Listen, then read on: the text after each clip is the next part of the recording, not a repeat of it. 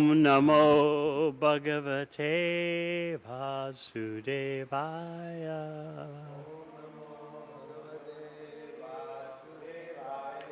Om Namo Bhagavate Vasudevaya.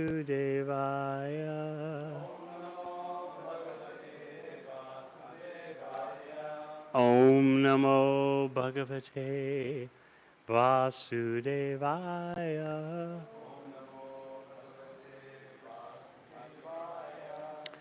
Srimad Bhagavatam, Canto 2, Chapter 7. Scheduled incarnations with specific functions. Text 13.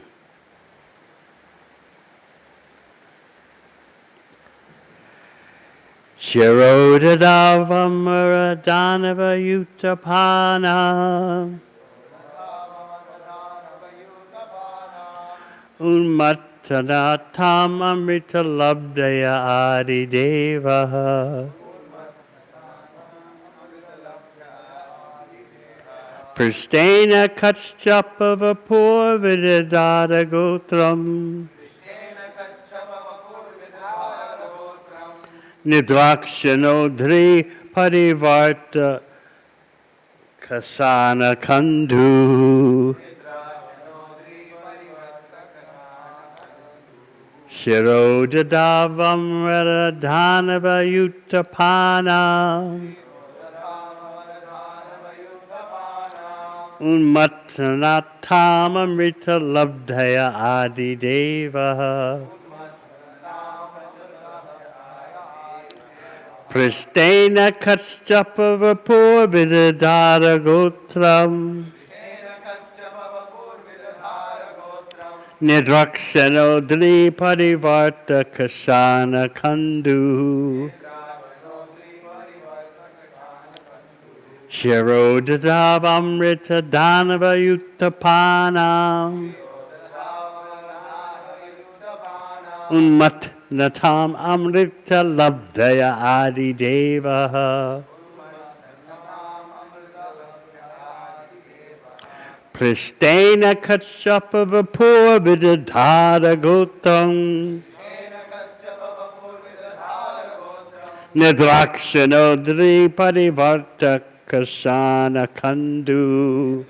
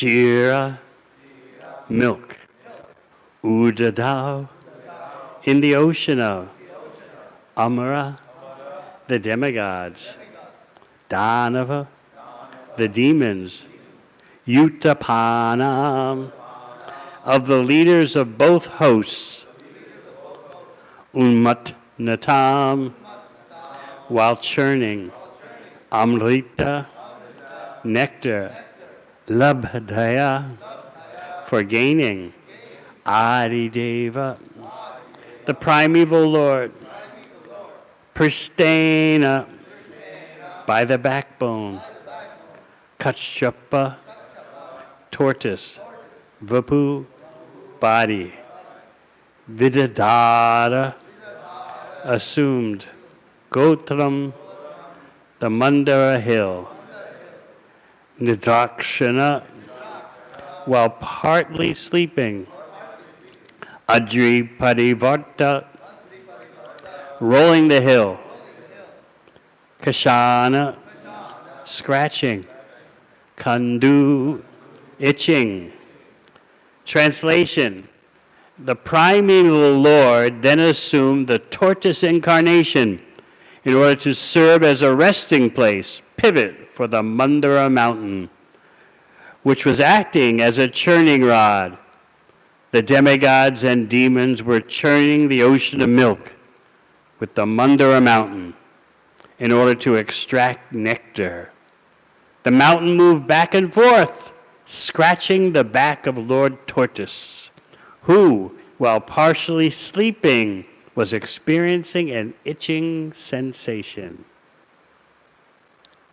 Purport: although it is not in our experience, there's a milk ocean within the universe. Even the modern scientist accepts that there are hundreds and hundreds of thousands of planets hovering over our heads, and each of them has different kinds of climatic conditions. Srimad Bhagavatam gives much information which may not tally with our present experience. But as far as Indian sages are concerned, knowledge is received from the Vedic literatures, and the authorities accept without any hesitation that we should look through the pages of authentic books of knowledge. Shastra Chakshusha. Shastra Chakshurvat. So we cannot deny the existence of the ocean of milk as stated in the Srimad Bhagavatam, unless and until we have experimentally seen all the planets hovering in space. Since such an experiment is not possible, naturally we have to accept the statements of Srimad Bhagavatam as it is, because it is so accepted by spiritual leaders like Sridhara Swami, Jiva Goswami, Vishwanath Chakravarti, and others. The Vedic process is to follow in the footsteps of great authorities, and that is the only process for knowing that which is beyond our imagination. The primeval Lord, being all-powerful, can do whatever he likes, and therefore his assuming the incarnation of a tortoise or a fish for serving a particular purpose is not at all astonishing. Therefore, we should not have any hesitation whatsoever in accepting the statements of the authentic scriptures like Srimad Bhagavatam. The gigantic work of churning the milk ocean by the combined effort of the demigods and the demons required a gigantic resting ground or pivot for the gigantic Mandara hill. Thus, to help the attempt of the demigods, the primeval Lord assumed the incarnation of a gigantic tortoise swimming in the ocean of milk. At the same time, the mountain scratched his backbone as he was partially sleeping, and thus relieved his itching sensation. Translation again. The primeval Lord then assumed the tortoise incarnation in order to serve as a resting place, pivot, for the Mandara mountain, which was acting as a churning rod. The demigods and demons were churning the ocean of milk with the Mandara mountain in order to extract nectar. The mountain moved back and forth, scratching the back of Lord Tortoise, who, while partially sleeping, was experiencing an itching sensation. Om Agana Chimarandasya Gyananjana Shalakaya Chakshur Militang Yena Tasmai Shri Gurave Namaha. Jai Shri Krishna Chaitanya Prabhu Nityananda Shri Advaita Gadadhar Srivasadi Gaura Bhakta Vrinda. Hare Krishna, Krishna Krishna, Hare Hare. Hare Rama, Rama Rama, Hare Hare. The purport begins with the statement, although it is not in our experience. We make a big deal, materially speaking, about our experience. No one likes to be accused in material existence of being inexperienced. Conditioned souls like to present themselves as very knowledgeable in some kind of way. They like to present themselves as having common sense and even intuition. But we see that even though what little they are experiencing, still they do not learn. Even though they're experiencing so little of what is there in material existence. All the planets, all the universes, far beyond the calculation of anyone. So the material experience of the conditioned soul is limited. Yet we become so proud of our tiny, finite experience. Yes, I've done this, I have done that, I have seen this, I have seen that, been there, done that. We like to present ourselves in that way because no one wants to present themselves as being a babe in the woods, as they say, a babe lost in the woods. You want to present yourself as competent, like when you apply for a job. Yes, I know what I'm doing. So many devotees in the IT industry tell me that when you apply for a new contract, a new job, you never say that you don't know something. Anyone here working in IT? You never say you don't know. Even if, what happens if something comes up during your workday and you don't know the answer? You never say you don't know. You stay up all night researching online, and then next morning you come with the solution. Or when you're applying for an interview, when you're applying for a job with an interview, you know everything. So that's the way of material existence. The experience is so limited, but still we are so proud. Now, add to that what Shukadeva Goswami says at the beginning of the second canto, chapter 1. Deha patra kalatradisha atma sanyesha satchuapi tesham pramato nidanam pashyanapi na pashyati. You are sufficiently experienced about material life, but still you don't see what's going on.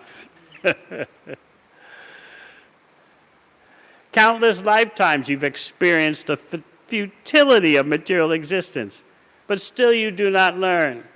Pashyanapi na pashyati. You see, but you don't see.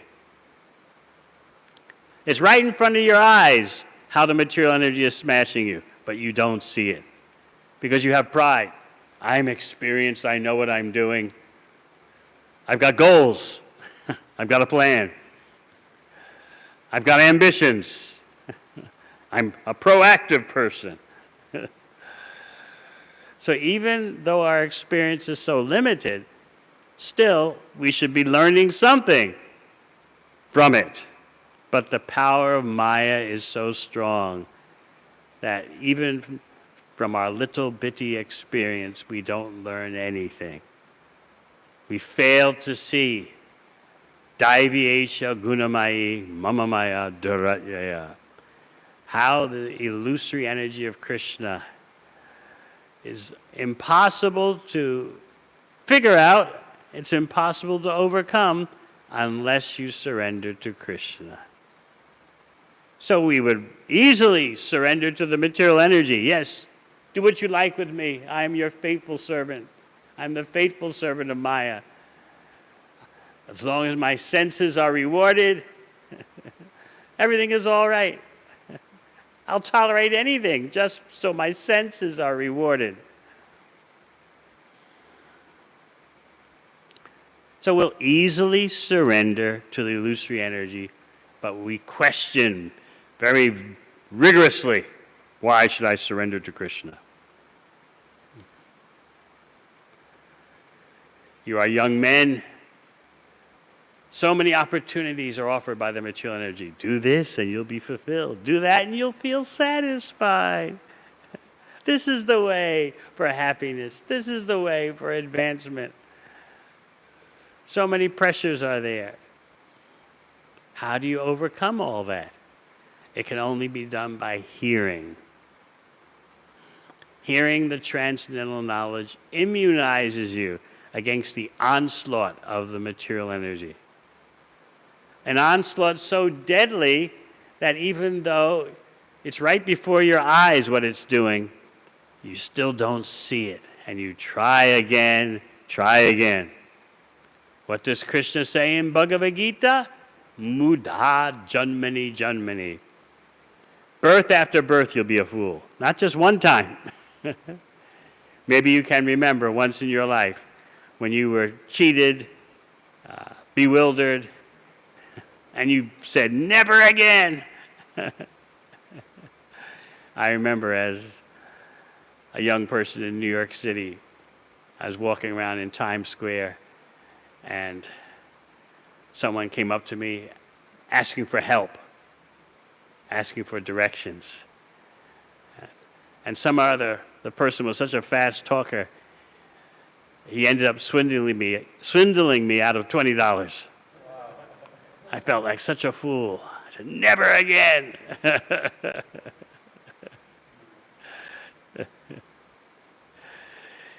He did a change up on me. I got some bills. Can you have a bigger bill? I've got lots of ones. So I gave him a $20 bill, and then he thrust something in my hand. Thank you, and then disappeared. And I looked at what I had in my hand, and it was just a wad of paper. I felt like such a fool. Me, a New Yorker, cheated. How could that be? So I said, never again, never again.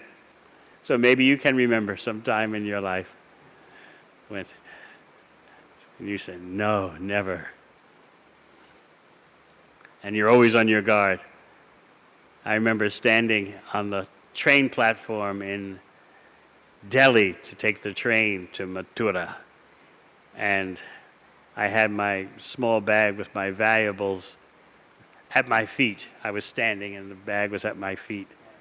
So I was just waiting for the train, and then I feel this gentle nudge on my back. The kind of gentle nudge that immediately you want to, because it wasn't a shove, then you would ignore it, just somebody pushing me. But it was such a gentle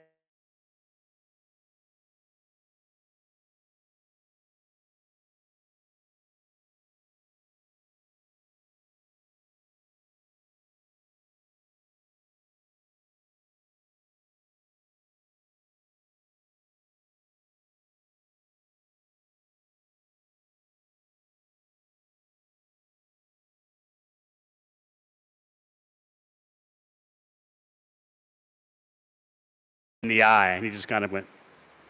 I just walked away, and he just gave me a look like, all right, you caught me. He was working, in pairs, the guy who nudged me in the back so gently, so expertly, and then the guy from the front would snatch the bag. So I was sufficiently experienced. But when it comes to the material illusion, when do we ever learn our lesson? And then we're so proud that we say, Bhagavatam, what is this about Kurma avatar, the tortoise incarnation? That's not in my experience. Even what little is in our experience, we still don't learn from. What to speak of what is beyond our experience. So this is a very logical purport given by Srila Prabhupada. And he basically is saying, if you want to challenge the Vedic knowledge, then okay, give us your experience of the whole universe, and then talk. But you can't do that. So therefore, why not take the version of the Acharyas? Can you compare to them in qualities, good qualities? Can you compare to them in any way? No. The intelligent person takes knowledge from a qualified source. So you may say, what about doubting? Does doubting have a place in bhakti? Yes. Doubting should be there until you come in contact with knowledge from an authorized source. Then if you go on doubting, you are unfortunate and very foolish. But until you come across knowledge from an authorized source, you can doubt. What does Krishna tell Arjuna in Bhagavad Gita? Asamshayam shamagram mam yatag yasasi touch chanu. Just listen. Your doubts will be finished. You'll understand everything completely. Just listen. But then we have some apprehension, some fear. I'm depending on someone else for knowledge. But no matter what you do, you're dependent on hearing from others, learning from others. Why suddenly when it comes to hearing Srimad Bhagavatam, then we are, I don't know if I can believe this. We listen to so many fools. That's why we continue in material existence. Mudha janmani janmi, because we listen to so many fools. But please listen to Krishna. What is this? Kurma avatar, the Lord assuming the tortoise incarnation in order to serve as a resting place, pivot for the Mandara mountain, which was acting as a churning rod. Who can believe this? I am so experienced, my knowledge is so vast. Who can believe this?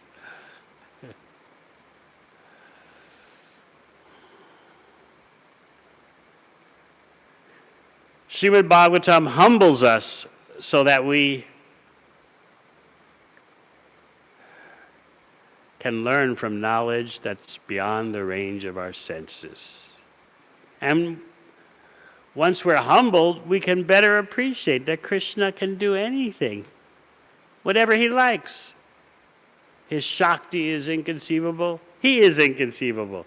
Why should you restrict the Supreme Personality of Godhead? You can't appear as tortoise avatar, Kurma. You can't do it.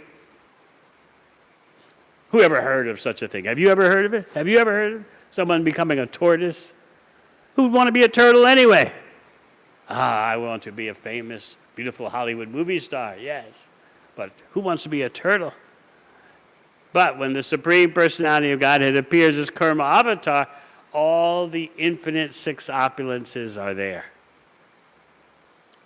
Even unlimited beauty. How can a turtle be unlimitedly, infinitely beautiful? But the Supreme Personality of Godhead can do that, no matter what form he takes.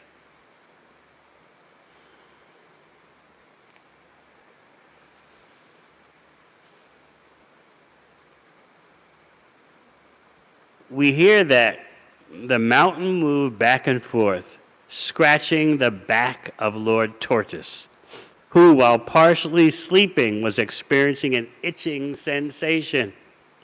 So the Lord's body is Satchidananda Vigraha. It's composed of eternity, knowledge, and bliss. He doesn't have a material form or a material itch like we do. And everything he does is for supreme enjoyment. So why do you deny Kurma avatar from, while partially sleeping, experiencing an itching sensation which Mandara mountain moving back and forth scratches? You like to have an itch scratched. Maybe you've seen these back scratchers, these like a long fork, and you just with the I feel relief. But the Supreme Personality of Godhead's itching has nothing to do with the material energy. Whatever Krishna does as the Supreme Personality of Godhead in his unlimited forms, whatever he does, he enjoys. So why are you trying to deny the Supreme Lord of his enjoyment?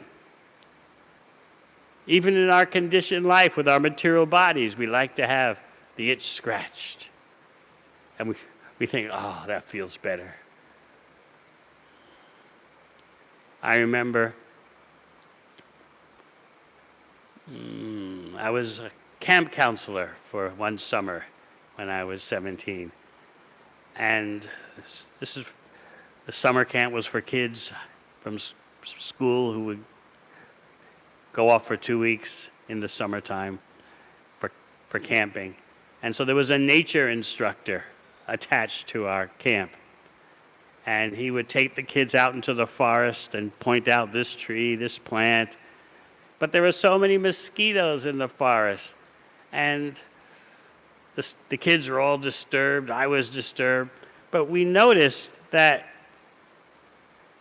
although the mosquitoes were landing on the nature teacher and biting him, he didn't knock them away. So we were all bewildered. How come you're letting the mosquitoes bite you? And he said, this particular type of mosquito in Michigan,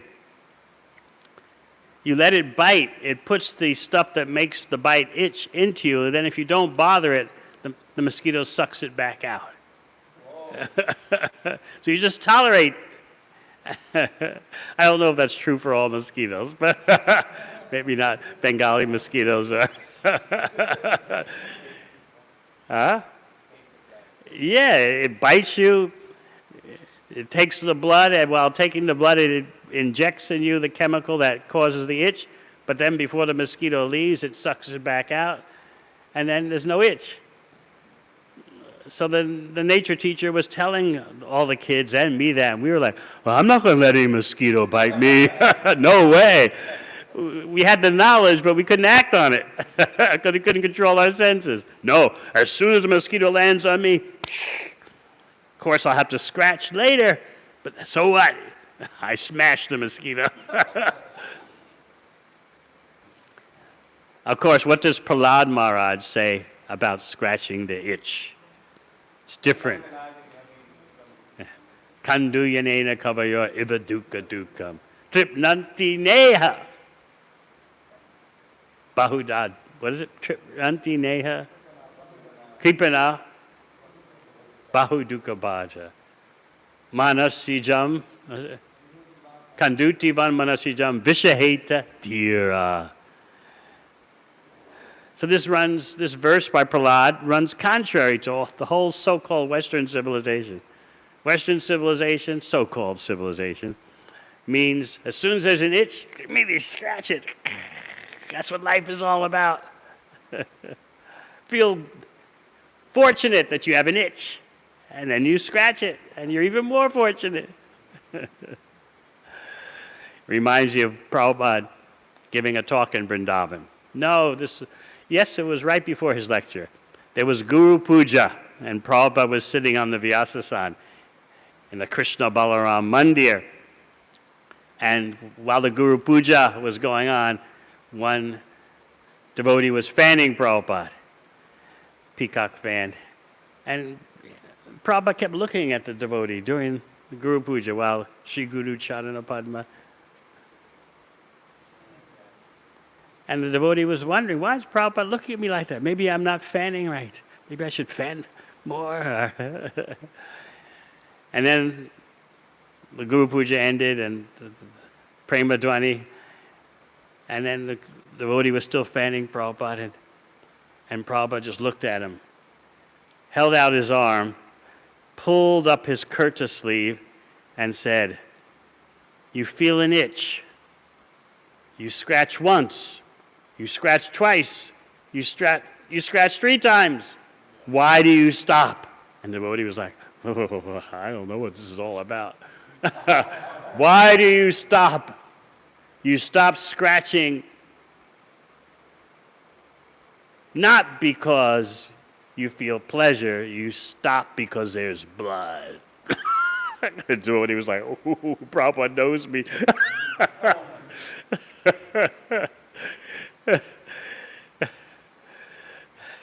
You make a mess of yourself and then you stop. Not that, oh, I've had so much pleasure, now I will stop. You keep scratching, and then you make a mess. So Prahlad Maharaj says,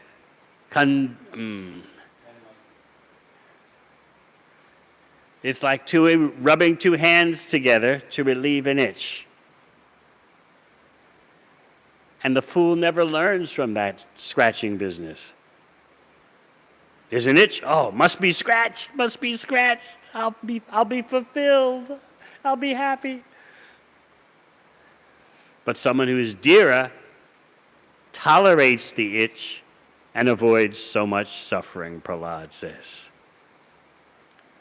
But in the kind of barbaric civilization that we live in, tolerance is considered cruelty. If you feel something, you act on it. That's the real man. Just do it. But that's animal life. So Prahlad says, all right, there's an itch. You tolerate it. And Lord Karma, there's an itch. He enjoys it because his body is fully spiritual. So scratching the itch with a material body in the material world leads to distress, whereas the scratching done by Mandara Mountain on the back of Kurma Avatar produces for Kurma Avatar such a pleasing sensation.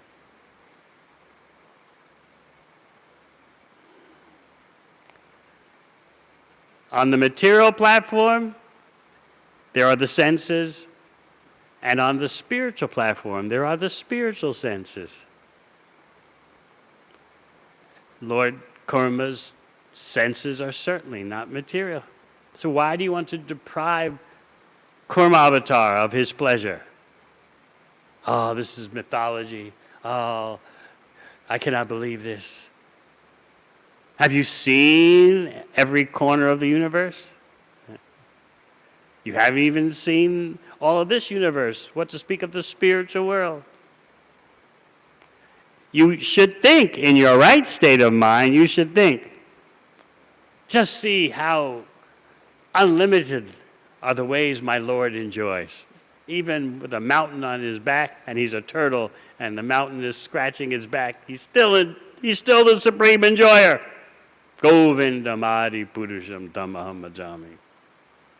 But with the mind of a kripana, a miserly person, we think, what is this? Who can believe this? I've never seen any milk ocean. How can I believe that? Who do I know who's seen a milk ocean?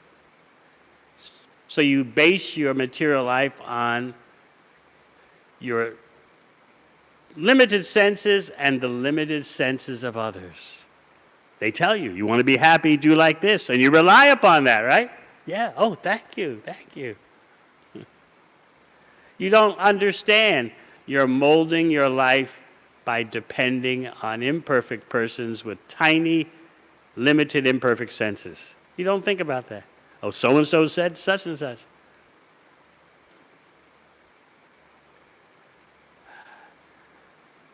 Anyone who has some Kali Yuga fame, who says something, now they're called influencers.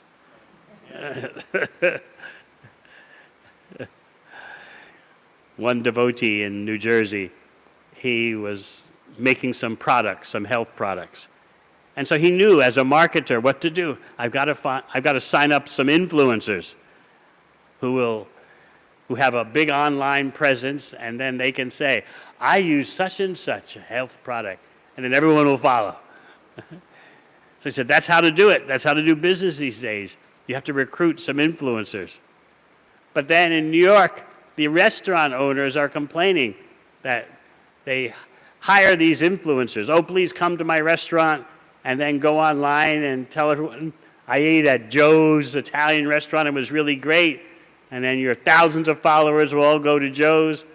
But the restaurant owners are complaining. We hire these influencers, they come, have a free meal, and that's it. We're getting tired of this. There's cheating at every step. Some people are so gullible. Yes, an influencer has said this, I will do it. There was one example in Philadelphia where one famous athlete during the Super Bowl happened to recommend a particular food outlet.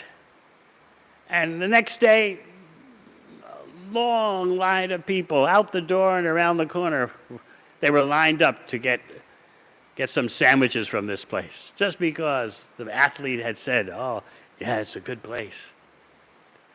Of course, the owners of the food outlet were so happy. Oh, what a benediction. So you think, well, just because Joe athlete says something, that means you should act on it, but people will do it. From one day to the next, it was just a little food outlet. The next day, long lines of people out the door, way around the block, waiting to sample the abominable food stuff.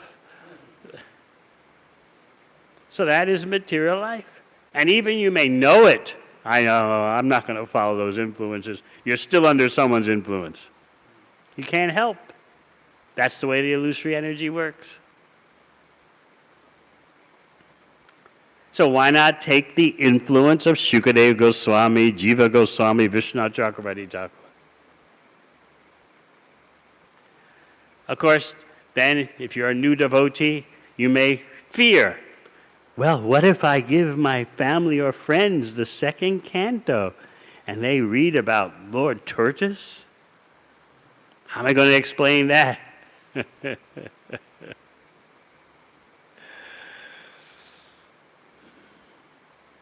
Srimad Bhagavatam is the presence of the Supreme Personality Godhead. And those who are meant to enter into it will do so. Those who are not meant to enter into it will not do so, no matter what you say.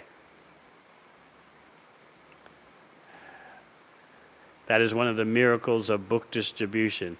Persons you think, oh, this person will never take a book, will never take a set. No way. And then they shock you. Oh, this is just what I've been looking for. And they open the book, second canto, Primeval Lord assumed the Tertius incarnation. How interesting. And you're thinking to yourself, wait a minute, what's going on here? What's going on is Paramatma, the super soul, saying, this is what you want, this book, take it, take the full set. And it could be someone who you're sure, this person will definitely take it. I know him when I see him. Hey, come here.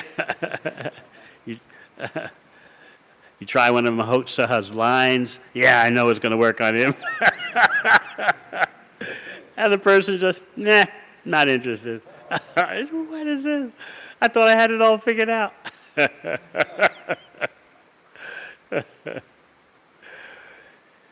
So it's the super soul that's in charge of remembrance, forgetfulness, and knowledge. So we're just servants of the super soul in our outreach. Sometimes even the person has no desire to take the book, take the set, but the Lord in the heart changes their mind. That especially is what Sri Chaitanya Mahaprabhu does. Srila Prabhupada explained, it's like when rain comes from the sky, even though there are no clouds. It happens here sometimes. Sun shower, they call it. In some countries like New Zealand, it happens all the time. No clouds in the sky, but rain comes. Huh? So, there's no apparent cause, but the rain comes. Similarly, Sri Chaitanya Mahaprabhu. There's no apparent cause that anyone deserves such mercy, but still it comes. That's Mahaprabhu. That's Srila Prabhupada's explanation. No clouds in the sky, still the rain comes. You don't deserve anything, yet Mahaprabhu gives you a chance. Take the book, take the set. You've got the money.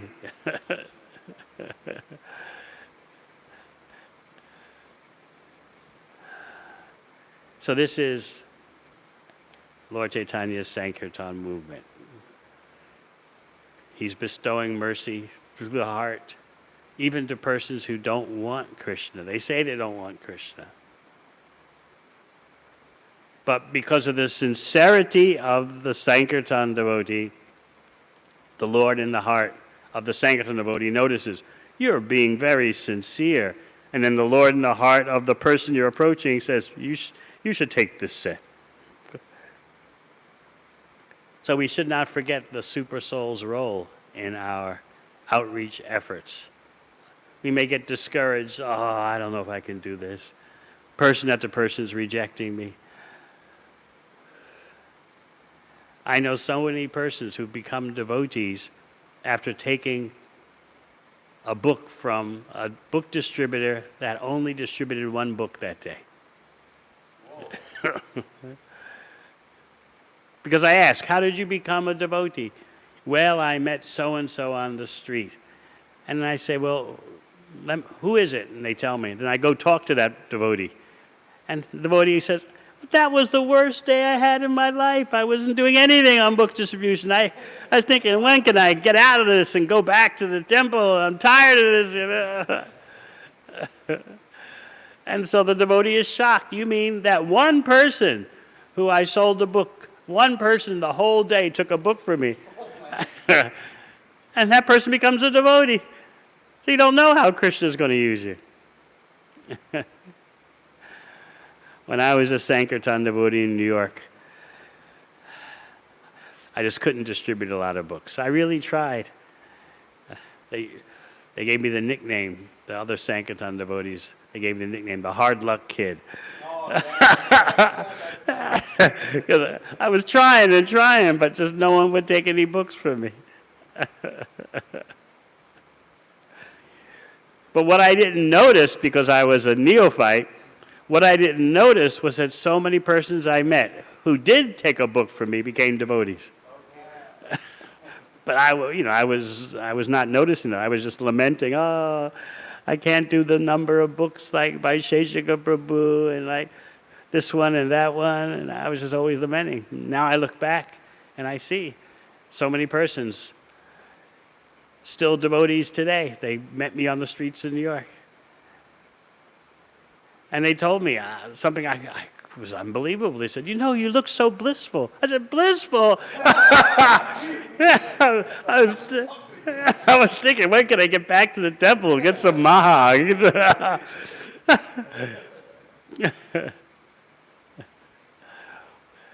One of them is Archita Prabhu in Los Angeles.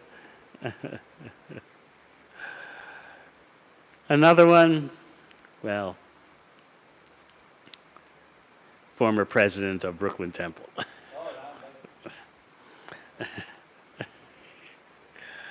So many others. I don't know if you know. He's in the Potomac area, Prabhupada disciple, Shastivar. You don't know. Yes. Huh? No one knows. Huh? So many. But meanwhile, I'm just lamenting. Oh, I cannot do anything. I cannot distribute any books. So once the Hard Luck Kid was on Sankirtan with Brigupati Prabhu. And he was always distributing lots of books. So there the two of us, we parked our vehicle in the shopping mall, big mall outside New York City called Woodbridge. So he had his book bag already loaded. He was focused. So while he went out in the parking lot, I was loading my book bag from the trunk of the car. And I said to myself, today I'm going to do just like the big guns. Even before I walk into the parking lot, I'm going to, whoever walks by as I'm loading my book bag, I haven't even loaded, but still I'll approach that person. And so I did that, and the person took a book. Because usually I would never be able to do hardcover books. I would just do small books.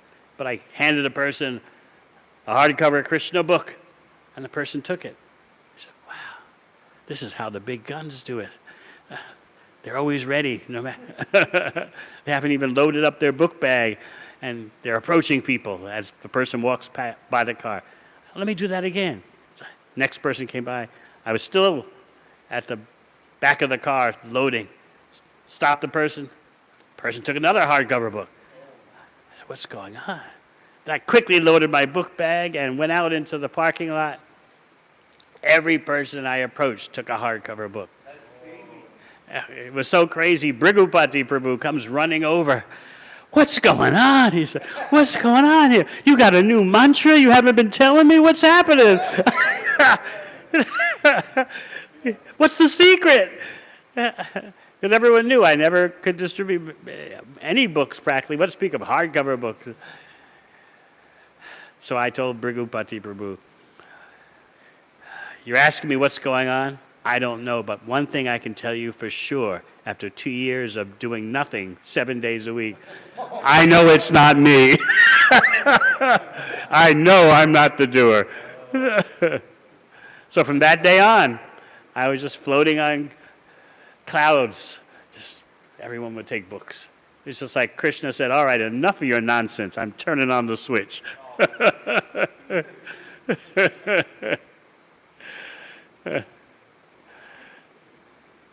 So that went on for some months. Oh, I was so happy. And then the body started to break down from our 7-day-a-week Sankirtan schedule. 7 days a week, including concerts that go to 2 a.m. on Friday and Saturday night. So the body was breaking down and was coughing, and devotees would tell me, you're going to have to change your service. Your health is just not allowing this. I said, no, I cannot change this. This is what I'm going to do all my life, and then I'll easily go back to Godhead. I will not change. I said, oh, well. I used to just cough all day on the floor in the ashram, go out for 2 hours, come back, cough some more all day.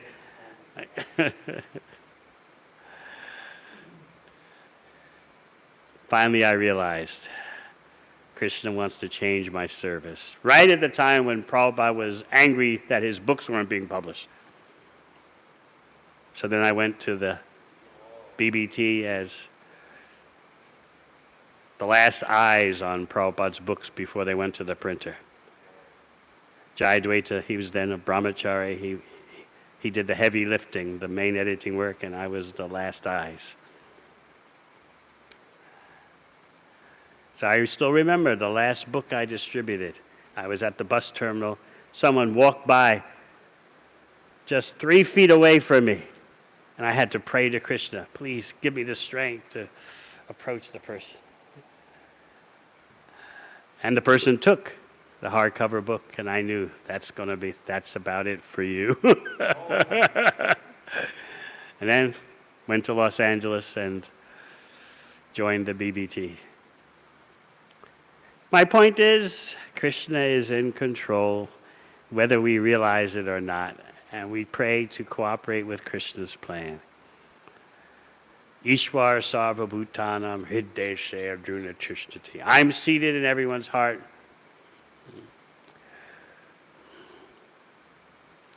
So we may think, who is going to accept this? Kurma avatar, having his back scratched and enjoying it. That is the perfection of Kurma avatar. No material reactions, no material anything about the itch. Just think of how variegated is the enjoyment of the Supreme Personality of Godhead.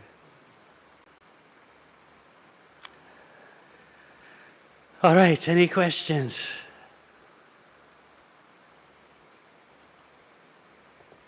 Yes. Maharaj, so in our way of reading Srimad Bhagavatam and teaching it the way Prabhupada taught to us, we find that a lot of inference is used. Inference is used quite a lot. And inference is used in the scientific world also. But the way we employ inference and the way they employ inference is very different. And they somehow look down on the way we employ inference.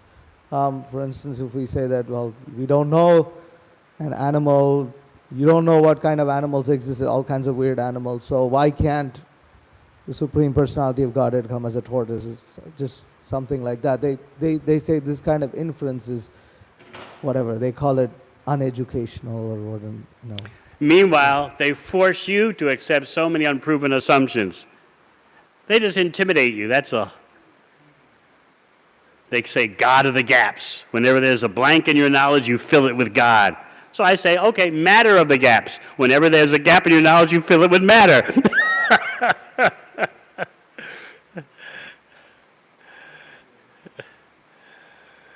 Whenever there's a gap, you say by chance. And whenever there's a gap, we say by the design of the Supreme Personality Godhead. You want us to have faith in matter. You want us to have the faith that matter can act in inconceivable ways. And we want to follow Krishna, who acts in inconceivable ways, who even can come as Kurma avatar. You want us to have faith in matter, that matter can give rise to life, give rise to consciousness, although you've never demonstrated that. So you can't allow yourself to be intimidated. Anything else?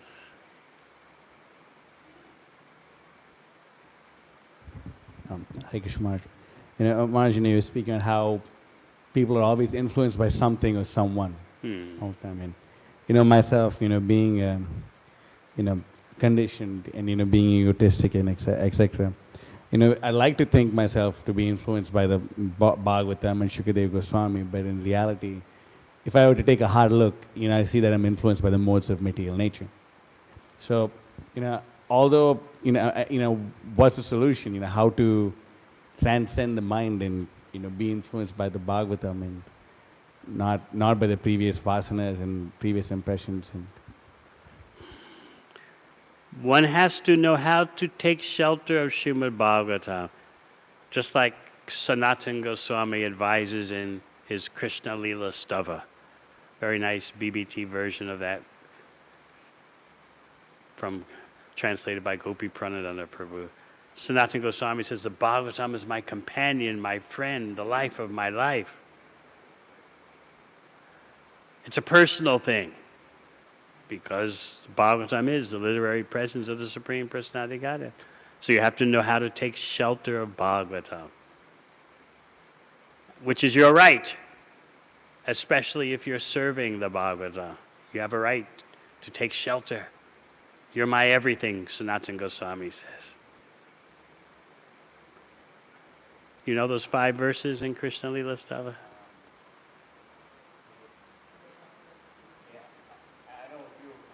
All right. So it's an intensely personal relationship. And of course, Vasudeva Kata Ruchi, Shyam Mahat Sevaya Vipra. By rendering service to the Great Soul, you are rewarded with Vasudeva Kata Ruchi, the taste for talks about Lord Vasudeva.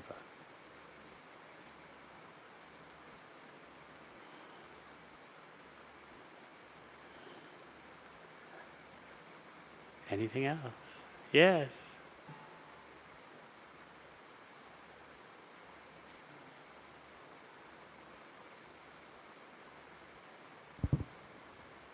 Hare Krishna.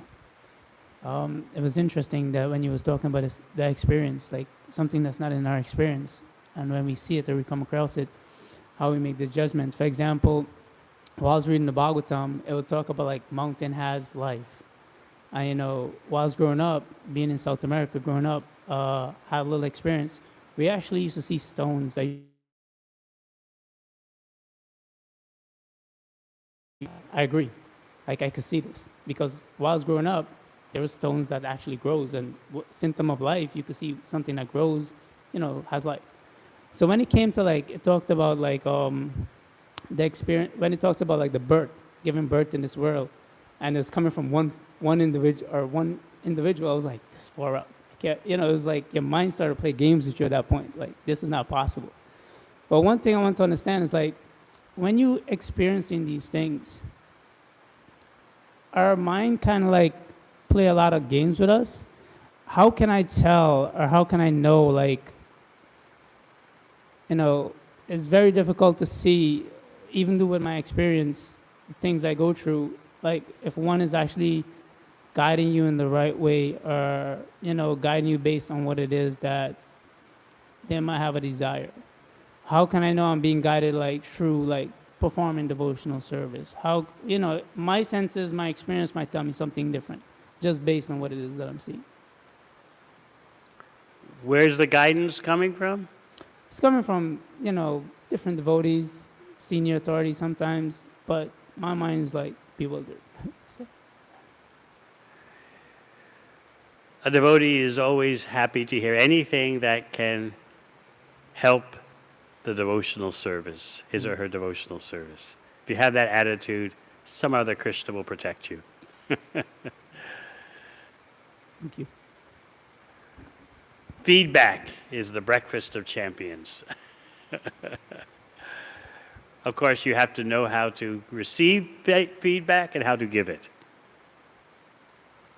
But that's one of the advantages of the society of devotees. You can always give and receive feedback. But of course, how to do that is a transcendental art.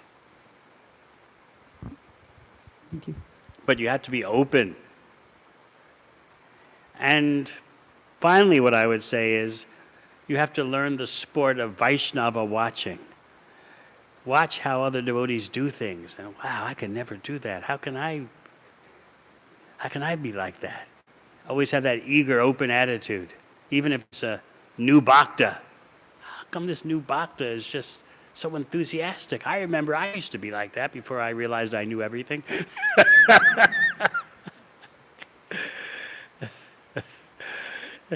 So always be a student. That's what Mahaprabhu meant when he said, Guru more mukha deki, karilosasan. My spiritual master said, you're a fool, just chant Hare Krishna. Always be a student. In the mood of learning from the other devotees. And be amazed by what these other devotees do. You'll always find something to learn in someone. In some devotee. So this bhakti sangha is an educational experience. There are the books, of course, and then there's the behavior of the devotees. So be ready to learn and express appreciation and gratitude. Look what you've done. Oh, I could have never done that. Let me learn. And that makes for a spiritually electric atmosphere. Rather than familiarity becoming the predominant influence. Yeah, I know you, Prabhu.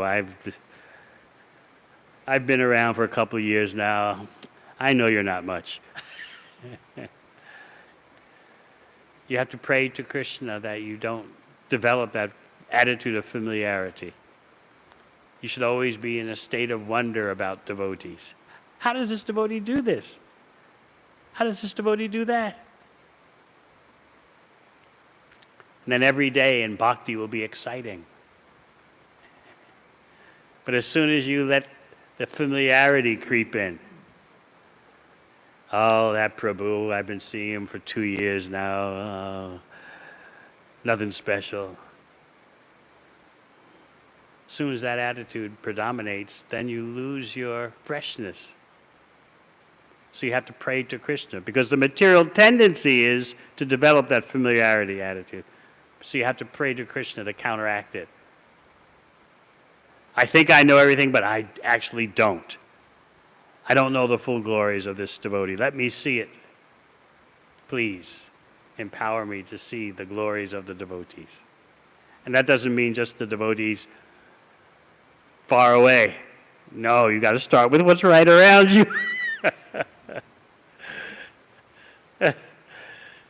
It's easy when the visiting Vaishnava comes. Oh yes, ki jai. But then our fellow associates, day after day after day,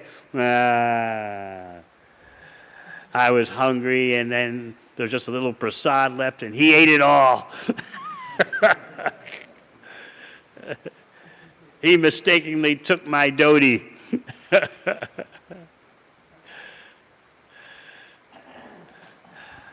So you have to, if you want to associate with devotees effectively, you have to pray to Krishna for that divine empowerment.